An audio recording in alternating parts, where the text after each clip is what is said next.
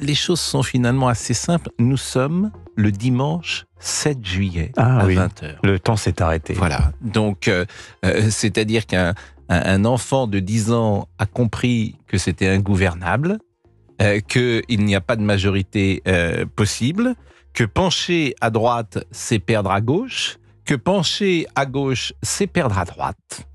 Donc, vous pouvez parler et recevoir et consulter jusqu'à la Saint-Glinglin.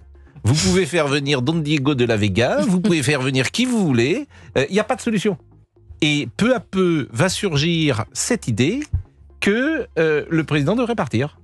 Parce que comme il n'y a pas de solution, soit il fait l'article 16, bon, pourquoi pas, soit effectivement il s'en va. Plein pouvoir. Soit, oui, alors c'est les pleins pouvoirs. Il pourrait dire d'ailleurs les pleins pouvoirs uniquement sur un ou deux sujets, de type le budget, pourquoi pas. Mais il n'y a pas de solution. Je suis pas sûr qu'on puisse invoquer les pleins pouvoirs pour le budgétaire. Enfin, c'est-à-dire que l'article 16, il est assez précis d'ailleurs. Oui. Il dit en cas de une nouvelle présidentielle, on serait quand même coincé avec un Parlement divisé en trois. Et je pense que c'est le calcul de Édouard Philippe. Absolument, c'est très probable. Tout Kwemi-Phili, qui a le même timing que Jacques Chaban-Delmas lorsque Georges Pompidou était mort. Le corps était à peine froid qui s'était présenté. À la différence qu'Emmanuel Macron est quand même toujours vivant. Bon, mais c'est vrai qu'on est dans une situation, mais on l'a dit le dimanche 7 juillet. Il n'y a pas de solution. Donc qu'est-ce que vous faites ? Eh ben on en parle sur l'antenne d'Europe. Où le président dit on attend la prochaine 10. En plus, il avait parlé de clarification. Mais ça, c'était la première erreur, la dissolution. La deuxième erreur, c'est le Front républicain. C'est une erreur dans l'erreur. Puisque le Front républicain a précisément empêché la clarification. Donc vous êtes dans une situation inextricable.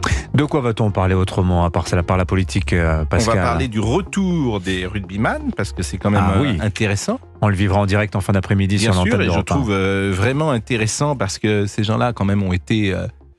leur honneur a été sali, et manifestement, les charges qui pèsent sur eux sont plus légères qu'on ne le disait au départ.